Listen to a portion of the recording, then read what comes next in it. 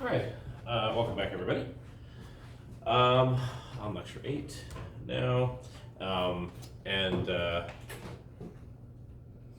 about the assignment. So the first assignment was due a couple days ago. I'll try to get the solutions up within the next day or so you can see if you want to take a look.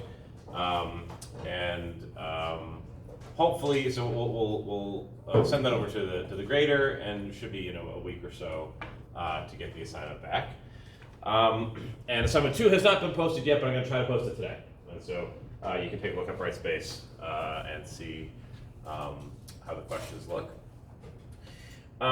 So last time we talked about a couple of different topics.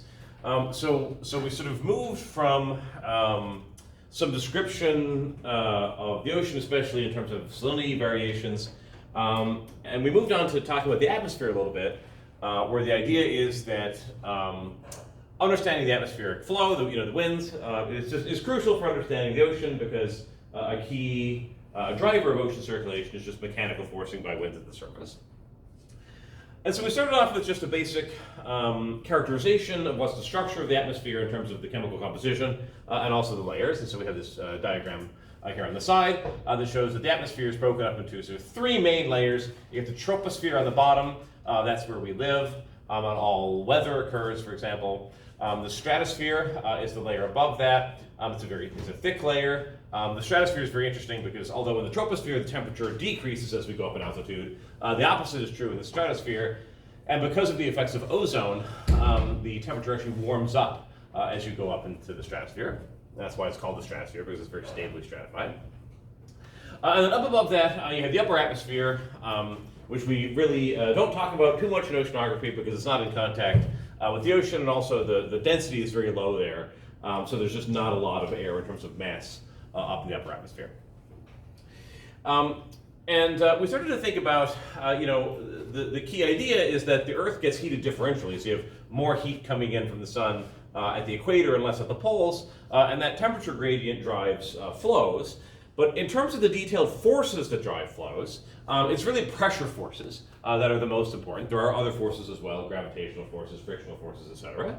But the idea of the pressure forces is that the pressure is this number that characterizes either the gas, like say the atmosphere, the air, or the ocean, that tells you sort of locally at a particular point how much squeezing is going on as these parcels try to sort of expand against each other.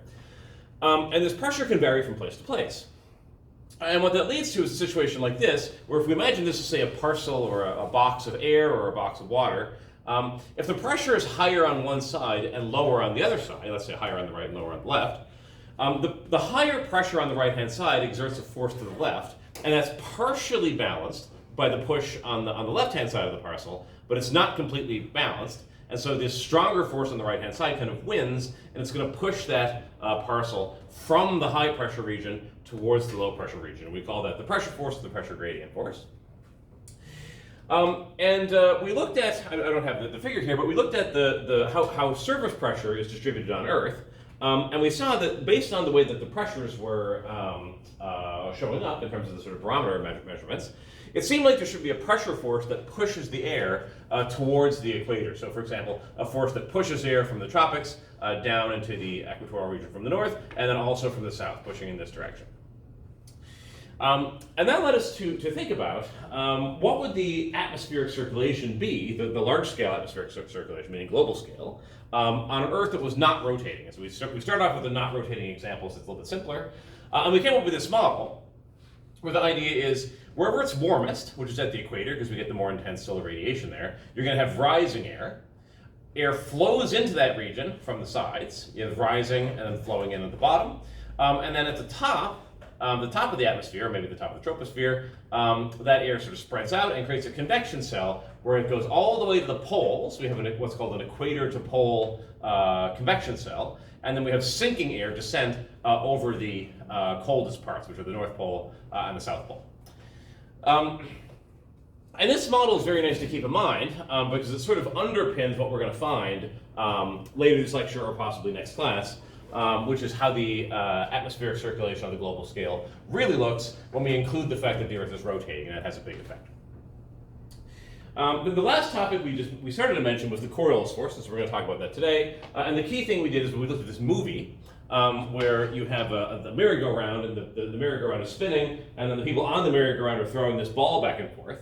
And what we found was that if you have a camera that's mounted on the merry-go-round, so it's spinning with the merry-go-round, it looks like when they throw the ball, obviously we all know that Newton's law says if you throw something and there's no forces on it, it goes straight.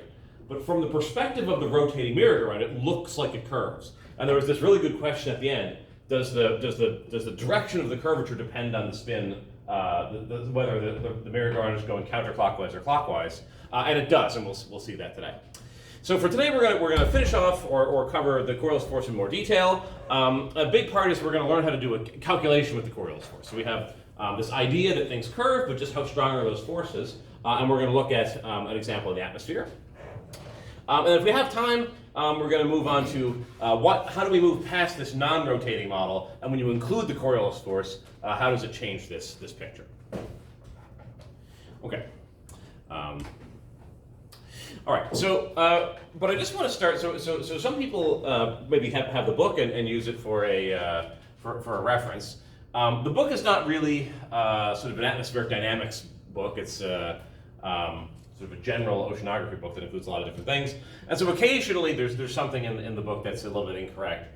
And so I just wanted to point this out. So the Coriolis force has to do with the Earth's rotation. And we know, that means that the Earth's surface is a non-inertial frame.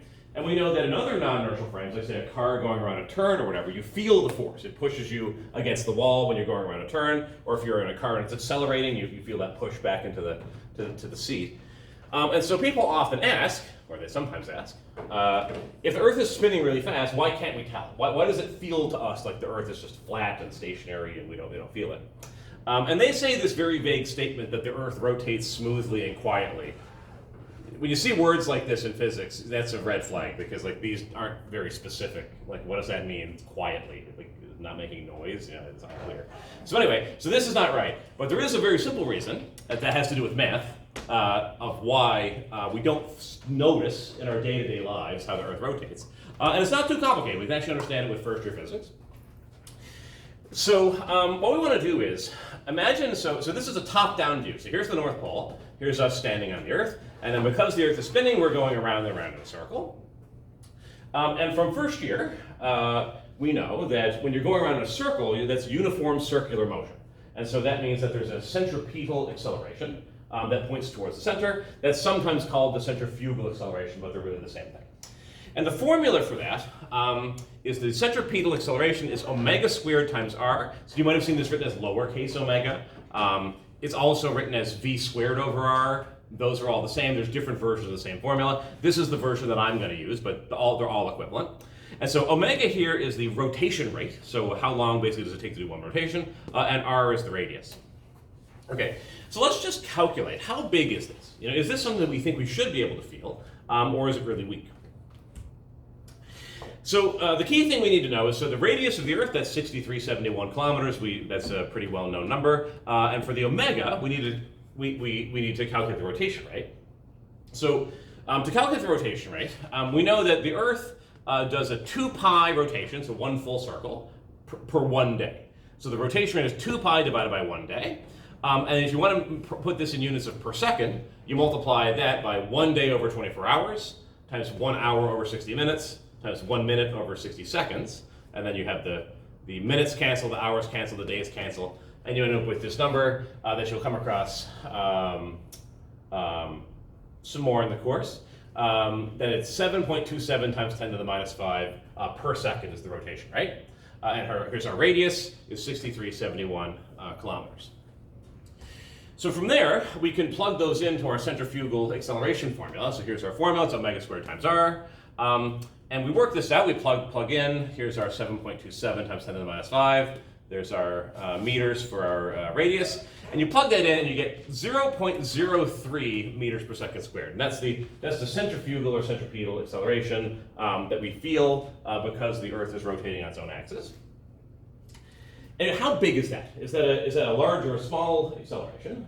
Well, the normal acceleration that we compare things to is g. Like you might hear astronauts in training, they expose themselves to high levels of G forces, or fighter pilots, or whatever. So we generally compare things to gravity, because that's what we're used to. And so gravity is 9.8. So if we just take the ratio of those, 9.8 divided by 0.03, which is the centrifugal, we get 300. So what that means is that the acceleration that we feel because the Earth is spinning is 300 times weaker than the gravitational force. And so you can ask yourself, if you, on a day-to-day basis, if gravity changed by a factor of 1 in 300, like your weight on the scale would change by like 1/3 of a percent or something, and would you notice that? And I think the answer is no. And so this is the real reason. And you can think about it, if the Earth was spinning faster and faster and faster, if some mechanism caused the Earth to spin faster, we actually would start to feel this, and eventually it would just fling us off the planet.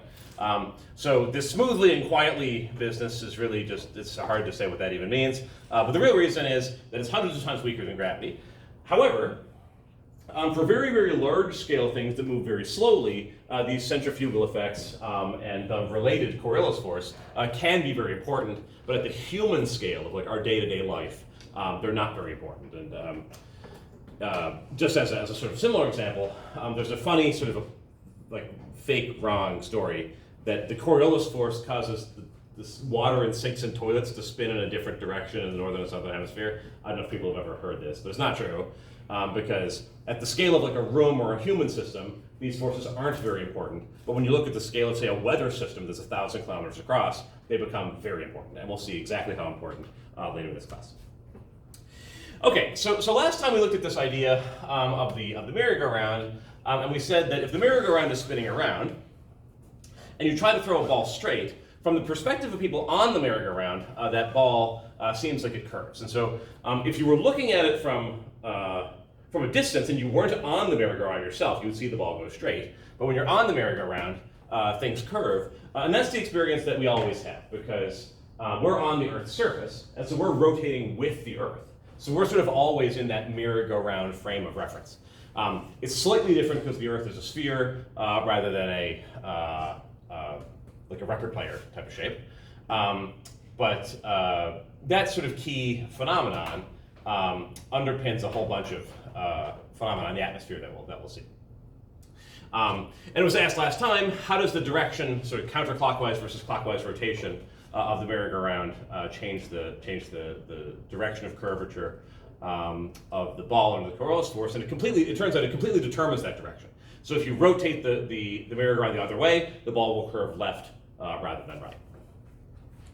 Okay, so why does this Coriolis force happen? So it has to do with the fact that the Earth is rotating, but there's very interesting extra physics with Coriolis force that doesn't occur on the merry-go-round, and we're going to talk about some of those things. And one of them is, so the Earth is rotating, and it rotates essentially, if you look at a point on the Earth, those points are going in a circle, and the speed that you execute that circle depends on your latitude. So at the equator, the points have to go all around that fat equatorial radius of the Earth, whereas at the poles, you only have to go in a little tiny circle, because you're very close to the poles. You're just spinning a little bit like that. So what that means is that the velocities are smaller near the poles, 800 kilometers an hour, or 0 if you look right at the pole, like right at that point it's not spinning because it's the peak, and 1,600 kilometers an hour at the equator. And so because the spin rate varies with latitude, it also means that the Coriolis force varies with latitude. So depending on where you are latitude-wise, you'll either have a stronger Coriolis force or a weaker Coriolis force. And it turns out it's very strong at the poles and it's weak or 0 at the equator. And there's a really cool way that you can see this. So a little bit later, I think in a few classes, we're going to talk about hurricane dynamics and how hurricanes form and how what physics are related to that. But one of the key factors with hurricanes is that they take advantage of the spin of the Earth, the rotation, to generate their own spin. So we all know hurricanes are these big rotating storms. They look really cool. And they sort of harness the rotation of the Earth to develop their own rotation. And so at the equator, where the Coriolis force is 0, actually you cannot form hurricanes. And so this is a diagram of showing the historical trajectories of lots of hurricanes and other similar type storms like typhoons. And what you can see is, so this is sort of maybe 5 degrees north right here and 5 degrees south right here. And then there's this missing band right along the equator where you don't see any hurricanes. And that's essentially totally because the Coriolis force is very weak at the equator. And there are other factors involved in hurricanes as well, including sea surface temperature, for example. But they're sort of excluded from the central region because of that dependence of the Coriolis force on latitude. Okay, right, so I said this stuff already. And this other key fact I want to mention at the end is that, so as I mentioned, the toilet or sinks or whatever, technically the Coriolis force does affect them. So if you were to set up a sink and drain it, and the sink was perfectly symmetric with no defects in it, and the initial conditions of the water where it was totally still, then maybe the Coriolis force could have a very weak effect. But in general, things like the way water drains out of a sink is largely due to the angle of the way the water goes into the sink and the curvature of the sink and the slant of your floor and all that stuff. However, for large-scale things, large-scale slow-moving things like weather systems or ocean currents or whatever, it has a big effect. So part of what we're going to explore with regard to the Coriolis force is quantitatively how strong is it, and how does it compare to other forces that happen in the atmosphere or the ocean. And this idea of this curving balls and stuff that applies equally well to the atmosphere and the ocean, and equally well to other planets that are rotating. So Jupiter, for example, the Coriolis force in the atmosphere is very important. So the formula looks like this. So we'll talk a little bit about the vector structure, but so much like any force, so if we have a parcel of air and it's moving somehow, it'll have a Coriolis force. I'll detail this, but the Coriolis force is a vector, so it has two components, it has an x and a y component. And so here, the two components are listed. So the first formula here is for the east-west direction. So this is the east-west component of the force. And it turns out that the Coriolis force always acts to the right of the direction of motion of a parcel. So, for example, if we have a parcel of air, and that parcel of air is heading north, then the Coriolis force acts east. So this would be the velocity in this case. And if you have a parcel that's heading east, then the Coriolis force acts south.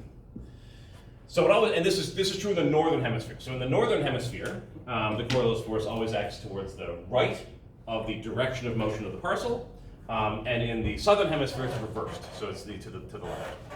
And to calculate exactly how strong that force is, I need to know a few factors.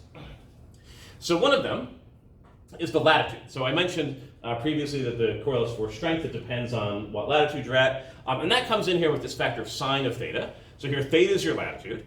And positive theta means the northern hemisphere. Negative theta means the southern hemisphere. And if you know what the sine function looks like, for negative values of theta, its sign is negative, whereas for positive values it's positive. So this changes the direction of the force depending on whether you're in the southern hemisphere or the northern hemisphere. The other factors involved are the rotation rate, omega. Of course, the Coriolis force is due to the rotation of the Earth, so we figure if we have a stronger rotation, we should have a stronger Coriolis force. The mass of the parcel plays a role, and so we have this factor of m here, so you usually get that by the density and the volume of the parcel. And the last thing is the velocity v here. So v in this case is the north-south velocity, so usually in oceanography, capital U means the east-west component, and capital V means the north-south component. And so all these factors together with a factor of 2, you just take 2, multiply by the mass, multiply by the rotation rate, multiply by the velocity, multiply by the sine of the latitude, and that gives you the Coriolis force in the east-west direction. And for the north-south direction, we have this case, where if the parcel is traveling in the east-west direction, we have a U value, a capital U velocity, and then our Coriolis force is to the right of that in the north-south direction. And so in that case, we have a minus sign here to tell us that it's to the right, twice the mass times the rotation rate times the east-west velocity times the sine of theta. Okay, so you'll get some practice. I'm going to do an example in class here just in a few minutes about how to use this formula. And you'll get a little bit of practice on the assignments as well. But I just want to ask the conceptual question here first. So the Coriolis force, it depends on the rotation, and it also depends on how the rotation rate differs with different latitudes. You're going faster at the equator and slower as you go up towards the poles. And so one key observation about this formula is that if the parcel of air is not moving, so if V and U are both 0, so you have a stationary parcel, then there is no Coriolis force. So it only affects moving objects. And it gets stronger, directly proportional to the speed. So why would that be? Why would it be that the Coriolis force depends on the velocity? This is a pretty tricky question, but does anyone have any idea why would it be that the faster you're moving, the stronger your Coriolis affects you? If you're, imagine you're an air parcel in ocean current, for example. Definitely a tricky one.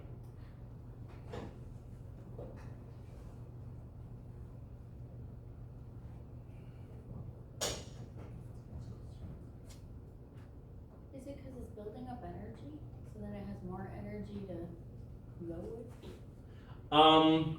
The parcel is not building up energy, but in a way, it does have to do with differing energies in terms of rotation rates at different locations. So that's not exactly right, but it's on the right track. That it has to do with differences in some sort of change in energy or change in speed.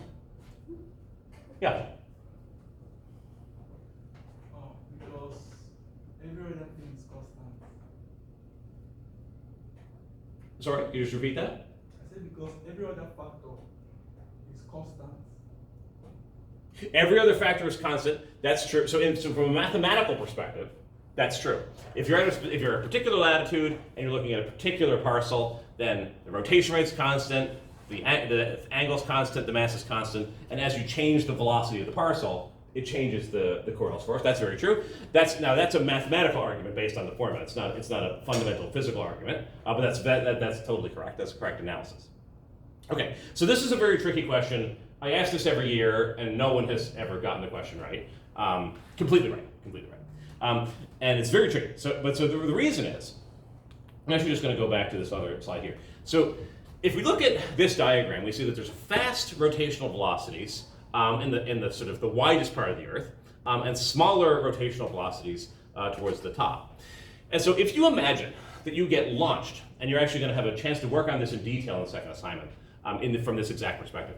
Imagine you launch a particle, like a rocket or a plane or whatever, from down here where the Earth is moving fast. And you're launching it north. So as you move north, you're moving from a region where you were moving fast initially to a region where the Earth underneath you is now moving slower.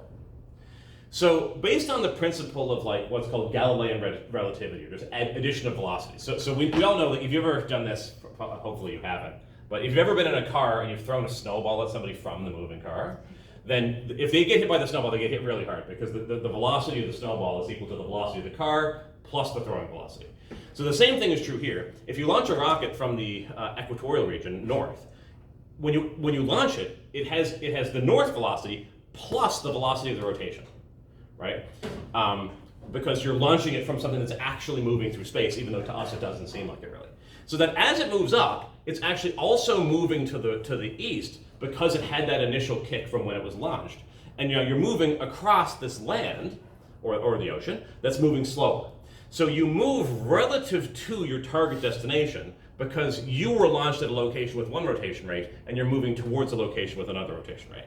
And so it's not, that probably shouldn't be completely clear until you work out an example, but you'll be able to actually do that calculation this way based on how far you move, and then also do it using the formula, and you'll find you'll get a very, very similar answer.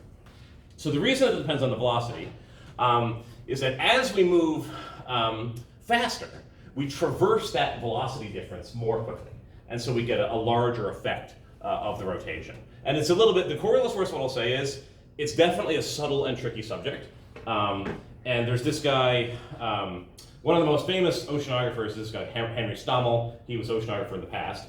And I think he was a Harvard professor. And he found this whole thing so confusing, the Coriolis force and understanding it, that he wrote a whole book just called The Coriolis Force, and that's all it's about, right? And so, that's a great mind. And so it's not that it's not like mathematically that hard. Like the formula is pretty simple, plug and chug, put the stuff in there. But really grasping why it works the way that it does is tricky, and I think it comes with time. So if it's not crystal clear at the moment, don't worry about that, and then just try to do the examples on the assignments, and that should be helpful. Okay, so we're going to do an example of how to actually apply this formula. But before getting into the example, I just want to talk about the vector structure. So in physics, if things are just moving in one dimension, just say along x, then we could just think about the force is 10 newtons or whatever. But if we're dealing with 2 dimensions of space or 3 dimensions of space, we always talk about things in terms of vectors. So the velocity would be a vector and the force is a vector. I just want to outline a little bit of notation here. So we'll often talk about the velocity vector of a parcel of air or a parcel of water. And if we're just thinking about in 2 dimensions, so let's say it's just moving on the Earth's surface, it's not moving up and down vertically, then the velocity vector would have 2 components, the east-west component and a north-south component, and we conventionally call those capital U and capital V. And you could write this as a vector as U times x hat plus V times y hat. Now, have people seen this called unit vector notation before? Some courses they use I hat, J hat, K hat. Are people familiar with x hat, y hat? Okay, it's all the same either way. But so this just means that that's the x component and that's the y component. And so if you had a velocity that was 10 meters per second east, then you would write it like this, 10 meters per second and then 0 for the north-south. And you could also write that as 10 meters per second times x hat. Sorry, I know this is blocking you. Maybe we can actually figure out later if there's a way to move this. I'm going to leave it there for now, but we can talk about that. So 10 meters per second east, it's all online, and so sorry about that. And if we had, for example, if we had another velocity went 15 meters per second north, this velocity vector, that would be 15 meters per second y hat. Okay. And if you want to combine east-west and north-south, you would have entries in both components of the vector, and then you use the Pythagoras theorem to determine the overall velocity. In this case, if you had 5 meters per second north and 5 meters per second east, that would be 7.07 meters per second northeast, where the 7.07 comes from the square root of phi squared plus phi squared. Okay. So the Coriolis force is no different. So the Coriolis force also has a vector structure. And so the east-west component would go into the first. So we have here the Coriolis force equals the east-west component and then the north-south component. And we just draw it like a vector like this with x hats and y hats. So just these things, we think of them as 2-dimensional vectors, and we can analyze them in terms of usual physics notation.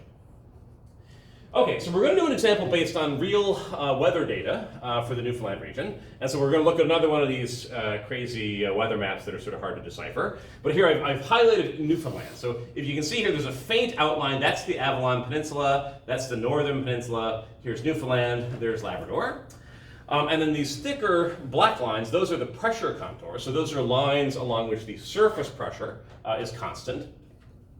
And this is a meteorological map from Environment Canada. And so another few things you can see is that these small numbers here, 1,001, if you can barely see that, that's the surface pressure at that particular location. And that's a low pressure because you get the big L there.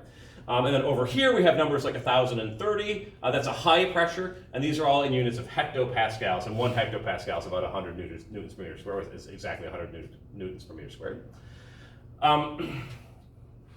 And then the last thing that we can see on these diagrams is these little, look like arrows or whatever, and they've got a dot and then a stick, and then there's these little feathers that they're called on the stick. And these things are called wind barbs, and that's what's used by meteorologists to tell you how fast and in what direction the wind is going. And so the direction of the arrow, so whichever way the head of the arrow is pointing, that's the way the flow is going. So in this case, way the flow is going sort of along these contour lines like this. And then the more barbs, the more little feathers they have on the arrow, that means the faster it's going. And I have the legend here. So they usually measure things in knots or nautical miles per hour. But I converted this all to meters per second. So if you have a little arrow with 2 feathers on it, that's 10 meters per second. And then all the way up to 3.5 arrows is 18 meters per second. And so now what I've done here is I've just zoomed in on the diagram. So now here's the Avalon, this is Newfoundland, Labrador's up there. And now we can see the arrows a little bit more clearly. And what we can see is that there's a flow, and then we'll actually see later in the course that this tends to be true very accurately, is that the flow tends to follow these pressure contours. So the arrows kind of go between these lines, and so we have a flow down this way, a flow over here, and then over here the flow's down as well. Where's the other arrows? On this side, it's coming over this way. So the flow is generally sweeping this way. And we have a low pressure on this side, and we have a high pressure on this side. And so what I want to do is I want to consider this like slab of air. So just imagine you take like a rectangular prism. So take like a big wall, and then a ceiling, and another big wall, and make like a rectangular prism out of it. Big slab, rectangular slab. And so what would be the Coriolis force? If you think of this giant slab of air as an object, or like a really large particle, basically, what's the strength of the Coriolis force on that in terms of actual newtons or whatever? And so to do that, we need to know a few things. So the formula involved the mass, the latitude, the rotation rate, and the velocity for the Coriolis force. So we need to figure out what's the velocity. So here's just a sketch diagram of this slab. And if we look at the wind barbs, we've got about 2.5 barbs there, and 2.5 barbs works out to between 10 and 13 meters per second. So just as a rough number, I've said we're going 12 meters per second in this direction. And to make our lines easier, I've chosen a coordinate system that's a little bit angled. So you may have seen in first year physics that if you're doing inclined plane problems, so for example, if you have a problem like this, where you have a box and it's got gravity acting down and there's like maybe friction and normal force and that kind of thing. Very often, what you want to do is you want to choose your coordinates so that your y or your z is normal to the inclined plane, and x is along the inclined plane. Rather than choose, you could also choose coordinates like this that are sort of normal, straight up and down coordinates, and you'll always get the same answer. What your coordinates are doesn't matter, but very often it makes sense to choose an angled coordinate system so that the x direction is like the direction of motion. So that's what I've done here. So I've chosen my coordinate system so that x is along the direction of motion, and then y is orthogonal here. And so this big slab is moving down to the southwest, but we're just going to call that towards the negative x direction. We're going to calculate two things, the Coriolis force and also the pressure force. And so I'll just note that we have a low pressure on this side, and so we can remember that when we have a parcel of air, pressure forces squeeze in on the two sides. But they might not squeeze equally if the pressure is different on the two sides. So on this side we have a low pressure, and the pressure is about 1,001. That's a little bit to the east, so I said about 1,005. And on this side we've got 1,030. I think I said 1,020 as the average on this side. So we expect there's high pressure on this side, low pressure on this side. So there's going to be a net force from high pressure to low pressure. But that's not the only force. We also have the Coriolis force. And so we're going to kind of compare those two forces and see which one is more important or whatever for this big slab. Okay. So to start the calculation, we just start from the formula. So we have the east-west component in the x hat and the y component. And what we can see is that our velocity vector in this case is 12 meters per second to the southwest, which corresponds to minus 12 meters per second in the x direction and 0 in the y direction, because it's not moving in this direction, it's only moving in that direction. So what that means is that one of these two terms, only our u is non-zero, the v is 0, so this term is actually going to be 0, and our final simplified form of the Coriolis force is our normal factors, minus 2 times mass times rotation rate times velocity times sine of theta. So what do we know and what do we not know? So we know the rotation rate, that's the same as before, 7.27 times 10 to the minus 5. We know the velocity, that's 12 meters per second. The latitude of Newfoundland is about 50 degrees, so we know theta. And so all these factors we know, u, theta, sine of theta, rotation rate. The main thing that we don't know is the mass in this case. So can anyone offer a suggestion of like how might we figure out what's the mass of this giant slab? Yeah. Volume and then I guess density. Yeah. And do you happen to know what's roughly the density of air? I can't remember off the top of my Yeah, I mean, that's not, you would always be given, it's about 1.2 kilograms per meter cubed. So it's about 1,000 times less than water.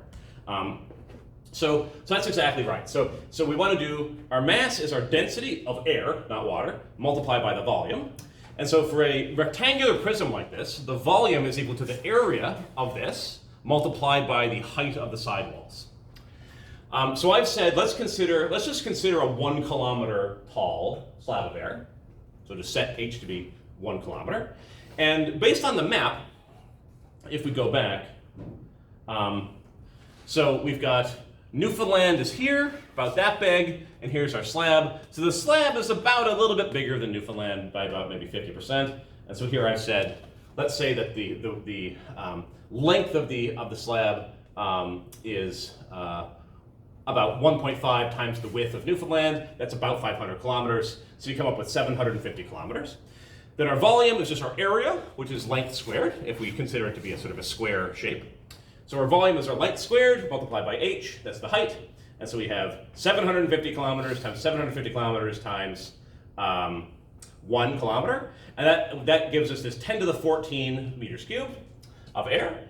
And then the mass of that, you just multiply the volume by the density. The density of air is about 1.2 kilograms per meter cubed. And so we end up with 10 to the 14 kilograms. So some very, very, very large amount of air. Often we don't think of air as weighing that much, but when you take planetary scale, continental scale amounts of air, it actually weighs a lot, and the forces get incredibly, incredibly large. Okay, so here's our mass. And so now we have our force is twice times the mass, that 10 to the 14 we just calculated, multiplied by 7.27 times 10 to the minus 5 seconds inverse. That's the rotation rate. Multiplied by our u, that's our velocity to the southwest, 12 meters per second, multiplied by 0.77, and that's sine of 50 degrees. That's the sine of the latitude. Because remember, the Coriolis force strength depends on what latitude you're at. So you work in, you just plug and chug, plug that into the calculator. And what we find is that the Coriolis force is equal to about 1 times 10 to the 12 newtons in the y hat direction. And so remember, our coordinate system was such that x is this way, y is that way. So positive y hat direction means this direction. And that's perfectly consistent with what we said, because the thing is moving this way. And so if it's moving that way, to the right would be this direction. And so this force is to the right of the direction of the movement. So 10 to the 12 newtons. So later on, I might try to come up with other ways to sort of compare this number, because I know to me this means almost nothing. Like, what's 10 to the 12 newtons? Is that a lot? Is that not a lot? Who knows, right? It's obviously a big number, but like compared to what, right? So the other important player in the game is the pressure force. So a very relevant thing to compare this number to is how strong is the pressure forces. And that we can do because we can just read the pressure off the weather map. So let's try to do that. So for pressure forces, a pressure is a force per unit area, as you saw on the first assignment. So if we know the pressure on this side is about 1,005 hectopascals, and then that force is going to act on this side wall. It's going to squeeze in on that parcel of air. And so we need to multiply that pressure by the area of the sidewall. And the area of the sidewall is given by the length of the sidewall multiplied by the height. So our overall force is the pressure times the length times the height, so pressure times area. And if we plug those numbers in, the force pushing in this direction works out to be, so here's our pressure. This is in newtons per meter squared, multiplied by our area. So pressure times area gives us the force, 7.5 times 10 to the 13 newtons. Okay, now remember, so our Coriolis force was 10 to the 12 newtons. So this pressure force is 10 times higher than the Coriolis force. So maybe the Coriolis force is not too important. But this is only the pressure on one side. So to get the total pressure force, we also have to factor in the pressure that comes from that side. So this is called the pressure from the northwest side. And we can do the exact same calculation, but the pressure is a little bit higher. So instead of 1,005 here, it's 1,030.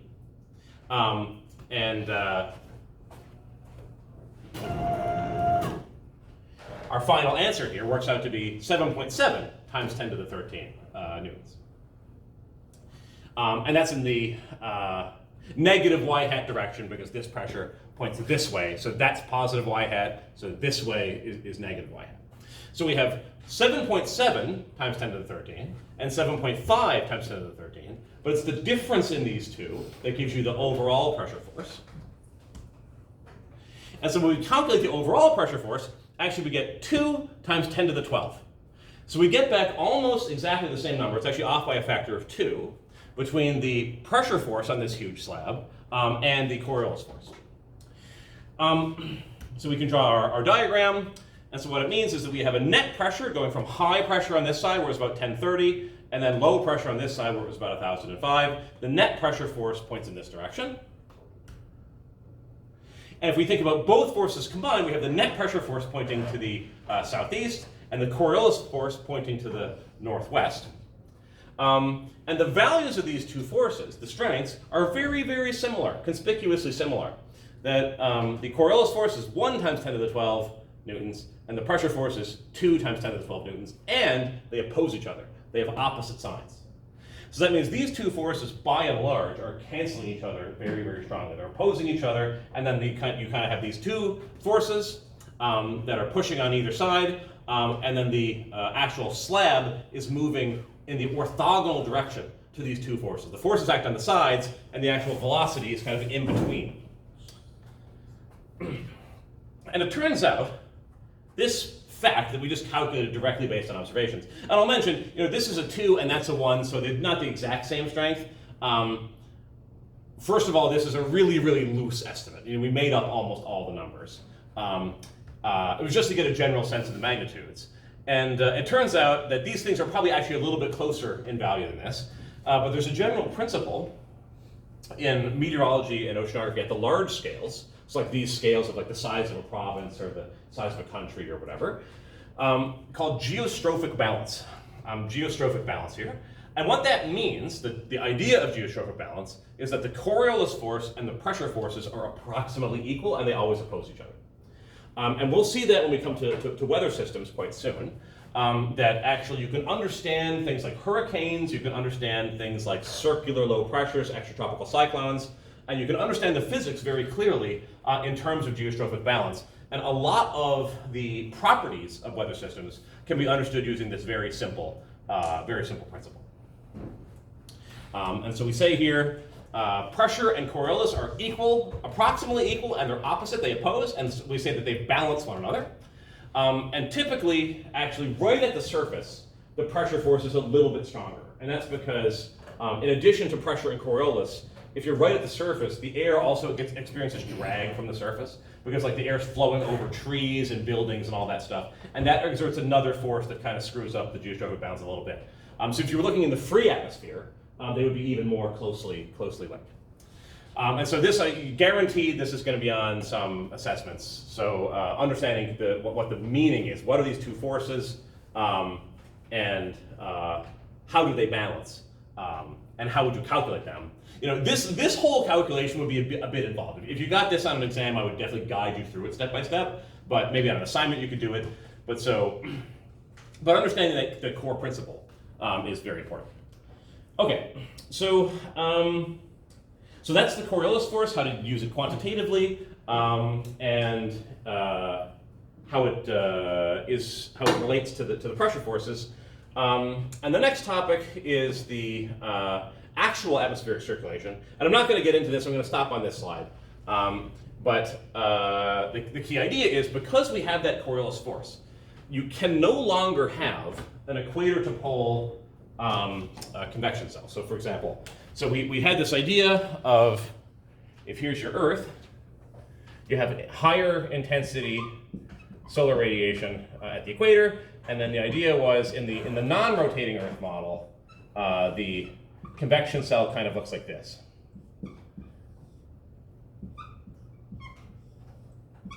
Now, the problem with this is that if the Earth were not rotating, like we had a situation kind of like Venus, then this would be possible, and in fact is realized on other planets. But if you try to set up a circulation like this on Earth, what happens is you take these parcels of air, they rise up, and then they start to move north because you sort of have convergence at the surface and then divergence aloft. But then as it moves this way, it starts to feel that Coriolis force. And as it goes north, it starts to get deflected east, because east is to the right of north. And what happens is, instead of going all the way up to the pole, it gets pushed to the east so much that it starts wrapping around the planet like that. And actually the flow gets redirected. And what you end up with here is a jet stream that rotates all around the Earth. So fundamentally, one of the main factors that drives the large-scale east-west circulations in the atmosphere is that we're trying to set up this planetary scale convection cell, but then those parcels of air, they get caught by the Coriolis force, and that sends them spinning around the planet in the east-west direction. And there's a whole theory, a mathematical theory of how this all works, but as a general idea, we can see from this sort of schematic here, and I'll show some data next time, that the equator to pole idea, you have rising air at the surface, and it should go all the way to the pole and then sink. Instead of having one large convection cell, it's actually broken up into 3 separate ones that sort of fit together like interlocking gears. And this one in the middle is called the Hadley cell. As you may have heard of that one, that's very important. And all 3 of these have quite a bit of relevance to the ocean. So next time, this is a pretty important topic, and we're going to take sort of a deep dive into understanding all the different features of this diagram. But the key thing is that it's all a result of the combination of the thermally driven convection cell that wants to go from equator to pole, and then the Coriolis force that's due to the Earth's rotation that breaks that structure up into 3 distinct cells.